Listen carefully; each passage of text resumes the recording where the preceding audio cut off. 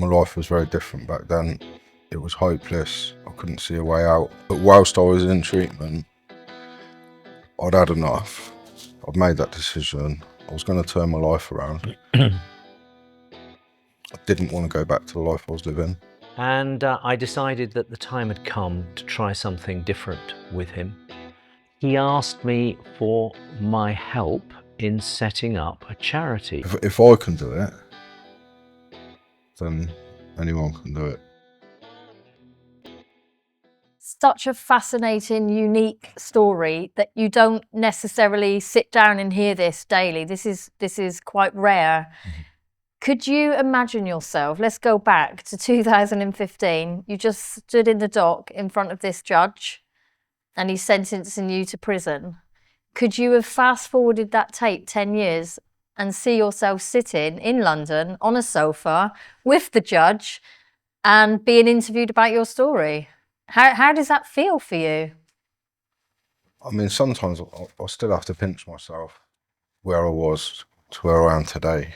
My life was very different back then.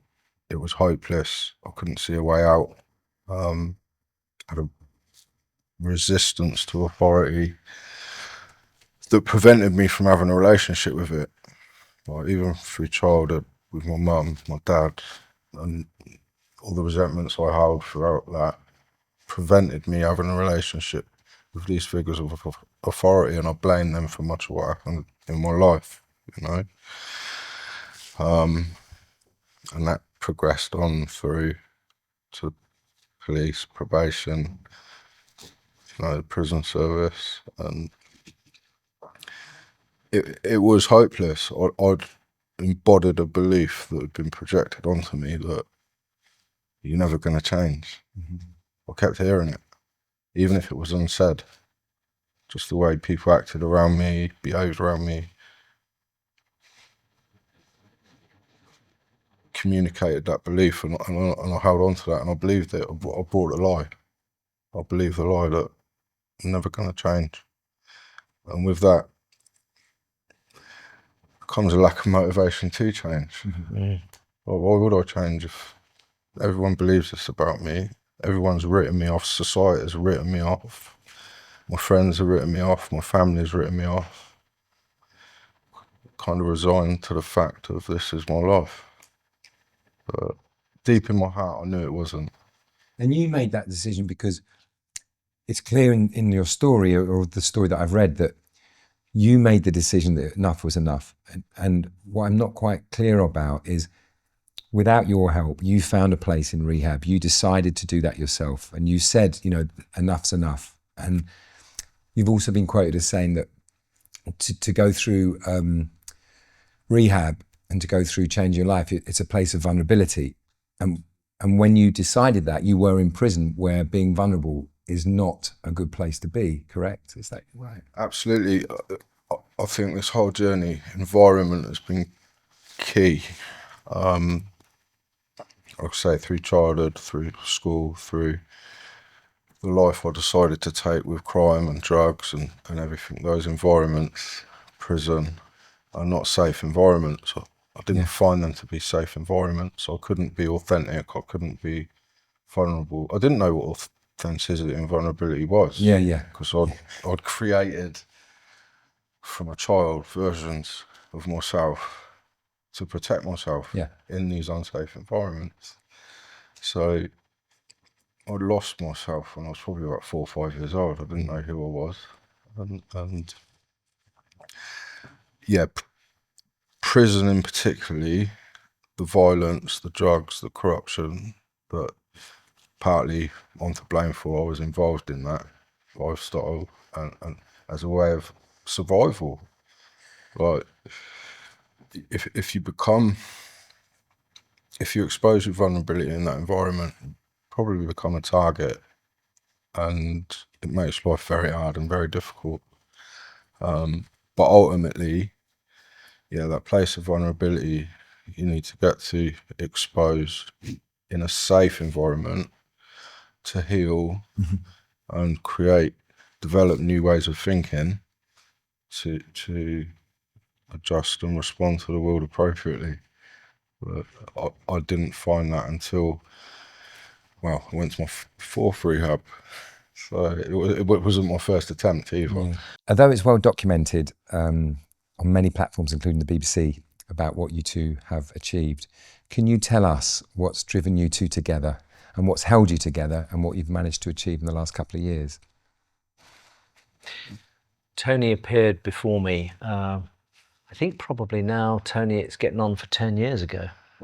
You will have the dates more clearly in your mind than I will, but when was it, before when I sent you inside? I think the first time was 2015 and Yeah, so 9 years ago. 2016 was the last time. Tony appeared before me in 2015 for a series of commercial burglaries and a really bad piece of dangerous driving. And although he asked me to send him to rehab, I decided that a combination of his record and the gravity of the offending was such that I had to send him to prison. But I told him that he could go to rehab after his release. And he subsequently appeared before me just over a year later, having been released and having offended again within a matter of weeks of his release. And he was a long time on remand because his co-defendant insisted on pleading not guilty, a completely ridiculous defence. And unfortunately, Tony supported him in that ridiculous defence. And but nevertheless, when he did appear before me for sentence, he'd done 7 months on remand and had been recalled from his previous sentence.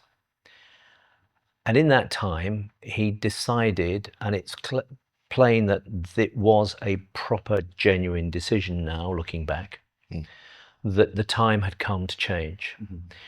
He got himself drug-free. He got himself a place at a residential rehab unit. And what's more, he had so impressed them there that they offered him a bursary. So he didn't have to find public funding to get a place there. And eventually I found a gap between my long cases and I went down with one of my probation officers who worked with me on drugs cases. And after lunch, Tony asked to speak to me on my own. We'd had a walk around the grounds together, which was surreal because we were chatting away as if we were friends rather than I'm the judge who sent him to prison a matter of only a couple of years before. And he asked me for my help in setting up a charity, and he had worked through in his own mind the blueprint for what subsequently became Hope and Vision Communities. I didn't think at that stage that asking for my help and me agreeing would end up with me being chairman of the board of trustees, let alone effectively doing a part-time job until from when I retired until just the beginning of 2024.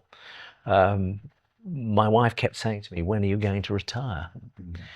What you said about formulating the charity, I was actually in treatment when I put the plan together before I approached Peter, and well, fear is a driving factor for my behaviour in addiction, and well, even sometimes today.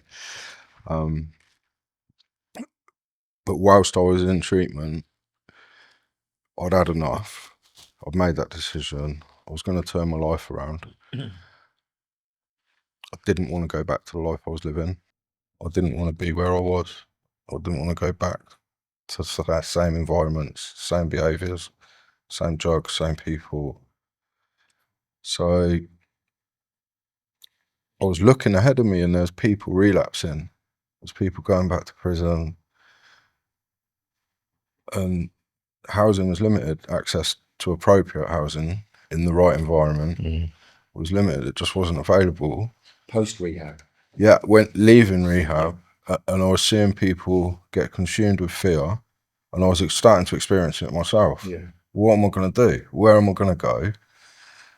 And it was actually that fear that convicted me to start a plan for Hope and Vision Communities. So that's when I approached Peter. So it was actually formed out of that fear. And what was the answer that time, Tony? What did you do when you left rehab that time? I approached 100, in excess of 100 landlords, estate agents. Oh, Yeah, 100 forms of rejection. Yeah. Which, for someone in early recovery, like if I experience loss, rejection, those are two big triggers for me, you know, and I isolate myself. And what did you do? Well, by the grace of God, I found a flat. 3 of us that were actually in treatment together took on this flat together. We'd been living together in a house for a year anyway, so The move on house. yeah, although it wasn't ideal, it worked. Yeah. We were all still clean. We thought, well, why not continue? And I suppose that was even a model for the charity. I mean, I must say that the fact you made 100 applications or near to 100 applications, I mean, it just proves the fact that that is an impossible situation. And then you're limited to what is an ideal environment, Yeah. space, a home to support recovery. If you're on the last resort and taking whatever you can find, chances are it's going to be in the back end of town where drugs, crime, everything's rife. Yeah. Probably a shared accommodation. absolutely. You don't know who you're living with, what they're doing. It's really, really challenging. How do you get prisoners, addicts, or just people who want to turn their lives around who are in a sentence? How do you get to them and give them the courage to make that decision? I'd said it 1,000 times. You know, ultimately, when did it get painful enough?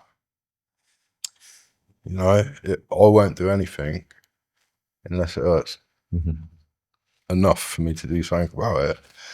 And for anyone, any civilian, any normal person, any one of my experiences over 20 years would have been enough. You know, I've been stabbed 5 times, attacked with a hatchet, lost people to overdose, suicide, like my criminal record, you know, my incarcerations, my prison sentences, like all of that, the loss of the relationship with my son, breakdown of relationships with my partner, like losing all that money, freedom, liberty.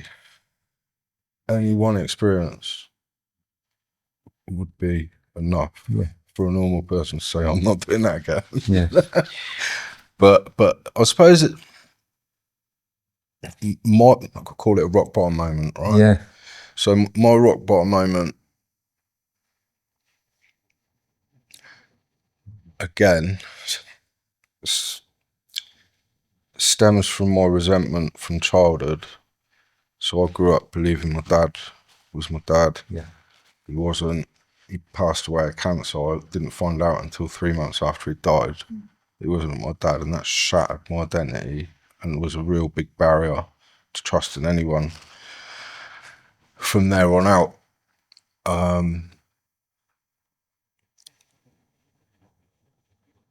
So I think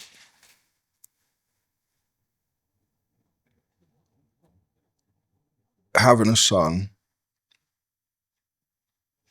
I didn't know who my biological dad was. I went to find him, didn't want anything to do with me. So that rejection and resentment grew in me and was a big contribution to was how I behaved and become what I've become. But in having my son, I thought that was going to be the one thing that was going to save me. You know, I thought I'm going to be a dad. I'm going to be the dad I didn't have. And I think realising I couldn't be that was my rock bottom. Yeah. So I think that's the key bit, isn't it? It's being willing and being motivated and realising that actually the rock bottom isn't attractive anymore. You know, you need to get out of this.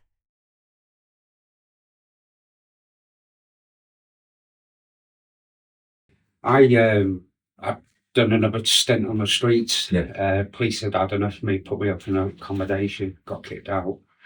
They were desperate for me to get somewhere because some of the stuff I was doing was dangerous, not only to myself, but my local community. Yeah. And I decided to stop drinking. Well, I got off the place in emergency accommodation, I have cameras everywhere, stuff like that. I went in there, I spoke to the woman. I don't know what it was, I just connected with her. Yeah. She understood me. And I decided to stop drinking, do cold turkey. Wasn't recommended, the amount I was drinking. I think also, though, and Tony is often described as determined. Sometimes I'd use the word stubborn. Not everyone has that. That's my point. That driving desire and absolute determination to do this, whatever this is. But for others, if you can create that environment which actually encourages that motivation, which we talked about earlier on in relation to the Bullingdon project, if you can let people see just a glimpse Alternative. into the alternative. Well, giving someone hope and giving someone a different experience even of what they've always experienced. Yeah. Like, because my worry, right, as an outsider, is it's unique. You just said it's a unique story. The unique story doesn't help shouldn't be. a massive population of people who are coming from a similar place that you come from, but don't have the drive to change. That kid that I was talking about said, I've done 5 years. As soon as I get out, I'm on the beer and the sniff. I don't think it is. All right, a drive might be part of it, but that drive was formed out of the opportunity presented by Grace. Yeah. Being given a different experience of the norm. Yeah. And then by gratitude, my action, that gratitude is the drive. Yeah, okay, I understand that.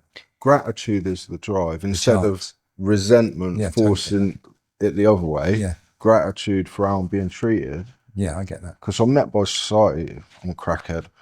I'm a junkie. I'm a burglar. I'm a thief. I'll be what you want me to be. Yeah. The thing is, the thing is, while we were just talking then, it suddenly occurred to me that there's one guy I sent to a rehab unit down in the West Country, and he'd come through the Bullingdon program. And he didn't have Tony's drive and determination. He had an opportunity. Yeah. And he did really well on the program. He went to rehab.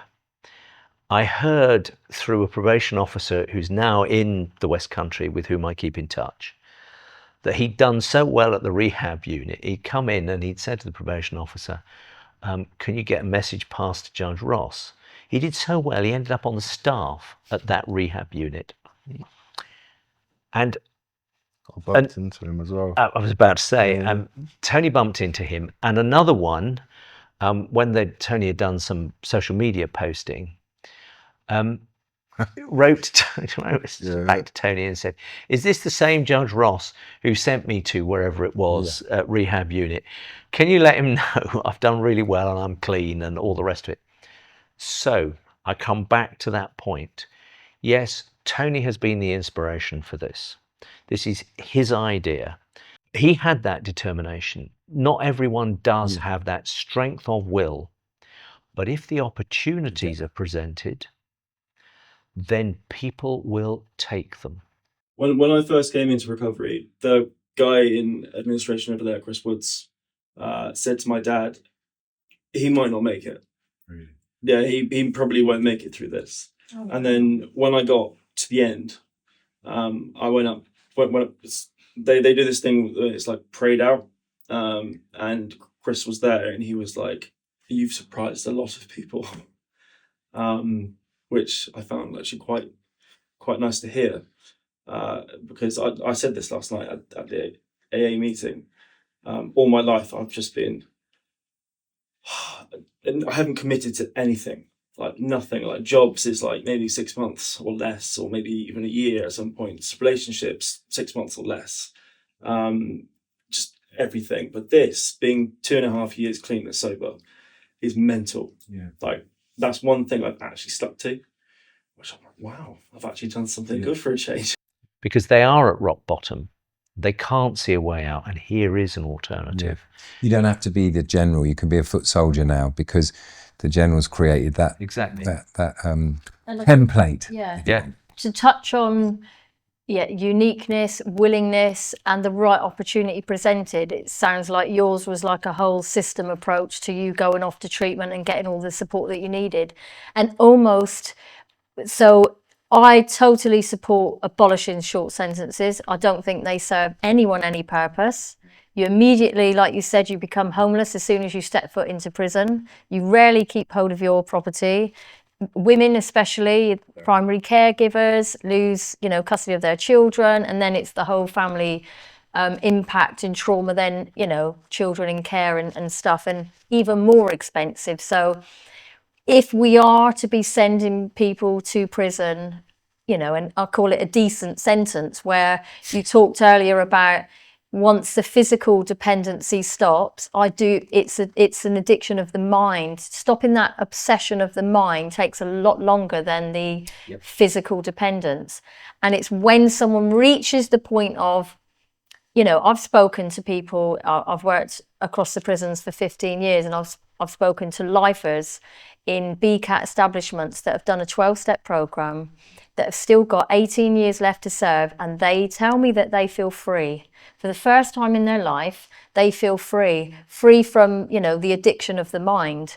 So I think my point in this is, when people do get to go to prison for a lengthy amount of time, or go to prison for a long time, there isn't resources in prison. So the Forward Trust, I work for them. One of the things that we do really well, we run abstinence-based treatment in prisons. We are able to reach less than 2% of the prison population.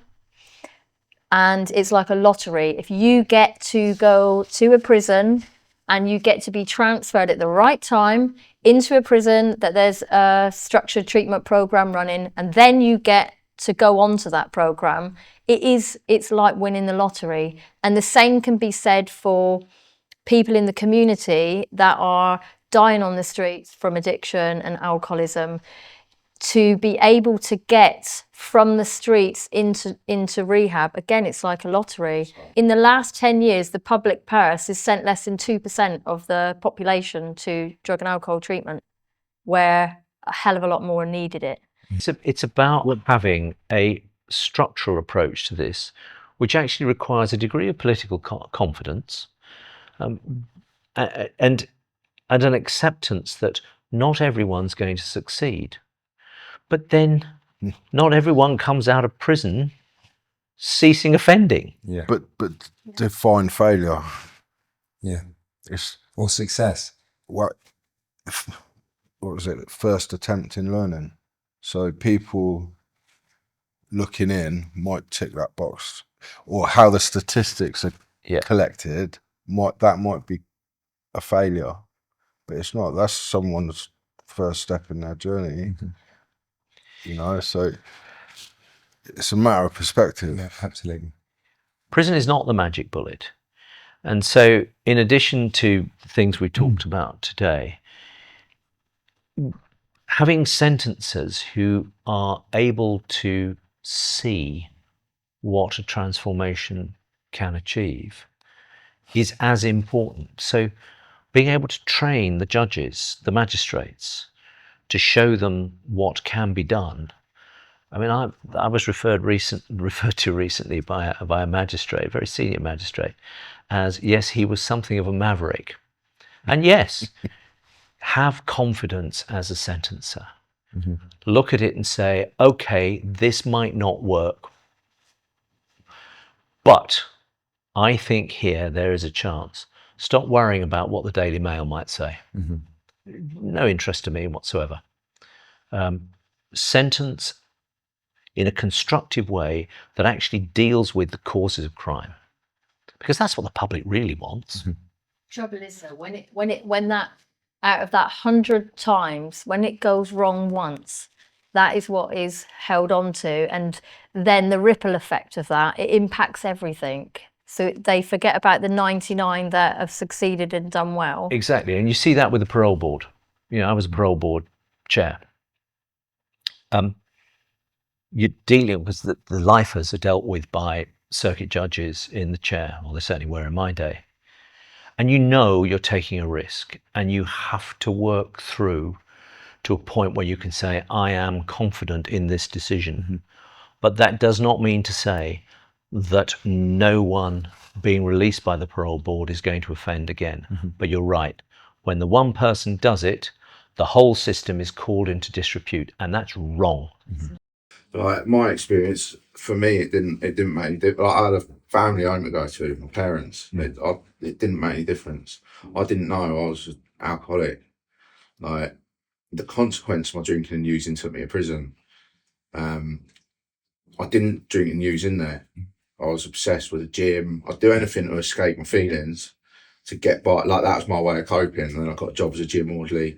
And like a little bit like the validation you got getting the parcels and that, and I got that through being a gym orderly and being right on it every day. Training fitness, training people. I started my fitness instructor diploma in there. But then when I get out, my best intentions, I don't want to take drugs, I don't want to drink, but I'll have a couple of beers on the way home. And it's a crate and a spot of vodka and it's an 8 for gear and it's 2-day bender. And then, you know, with me, it was sporadic binges. And I didn't know when they were going to happen. I didn't know what would happen when I'd done them. And I didn't know why I was doing it. I had no idea. Why'd you do that to yourself? Like, why'd you do it? And then you're back in there again. I often found it humbling when an offender on a drug rehabilitation order came back 3/4 of the way through the order and was rejoicing in what the rest of us would regard as normal life. And I used to say, normality isn't boring. And they would rejoice in it. You know, being able to cook meals for their family. Key to the door. Exactly. Massive. A life well lived. So Tony, if you were to give a message to someone that might be sitting in prison today or in their own rock bottom, what would it be? What would the message be that you would want to get out there of how it is possible? Very directly, I believe in you. You can do it. I was written off, you know. I was a PPO, a prolific offender, priority prolific offender. I was on the red list the minute I was released in the police station and watched, and there was no hope. If I can do it, then anyone can do it. You know, whatever you want to do in life, there is an opportunity. Just keep your eye out for it.